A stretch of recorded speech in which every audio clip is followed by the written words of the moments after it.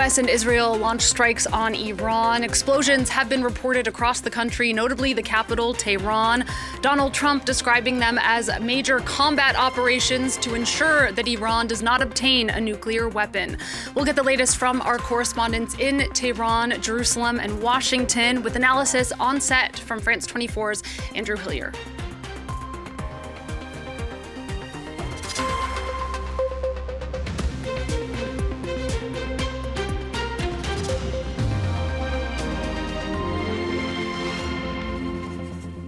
Joining us. The U.S. president says that the U.S. and Israel are carrying out a massive and ongoing military operation in Iran. Strikes have been reported in cities across the country, including at the capital, Tehran, where at least one strike took place near the offices of Supreme Leader Ayatollah Ali Khamenei. Reuters reports, though, that he is not in the capital and had already been transferred to a secure location. This, of course, comes amid massive U.S. military buildup in the region, with threats to strike Iran if the country did not make a deal on its nuclear program. For the very latest, let's start in Jerusalem with our correspondent there, Noga Tarnopolsky. Noga, what is the latest you can tell us? Good morning, Alison. Well, more and more, this does appear to be the beginning of a war, of a massive military operation, to quote the U.S. president. We have yet to hear anything directly from the Israeli government or from the Israeli prime minister. We've been issued these just laconic announcements. The Israel Defense Forces are calling this operation Lion's Roar, for whatever it's worth.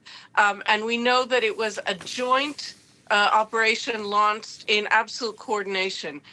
So one of these very unusual events in which two countries together are attacking another.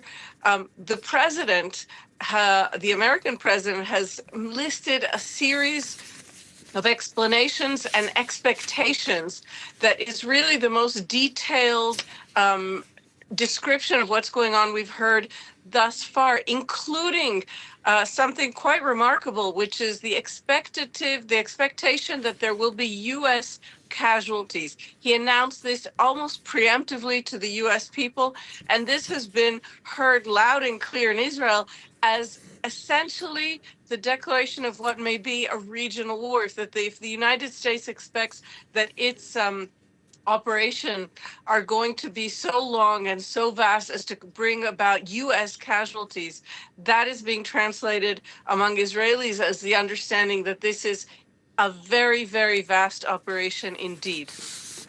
And Noga, what's Israel expecting at this point in terms of a counterattack?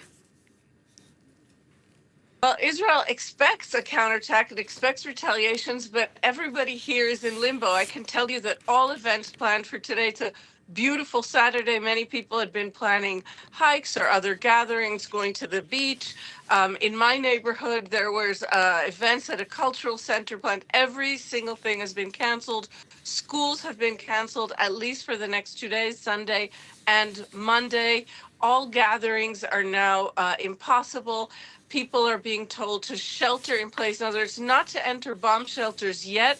There's no current information, as far as I know, about Iranian missiles launched towards Israel, but the expectation is that they will come and that people should be near their shelters. Israelis have received from their cities and from the home front command of the Israeli army instructions about the nearest shelters to them, municipal services.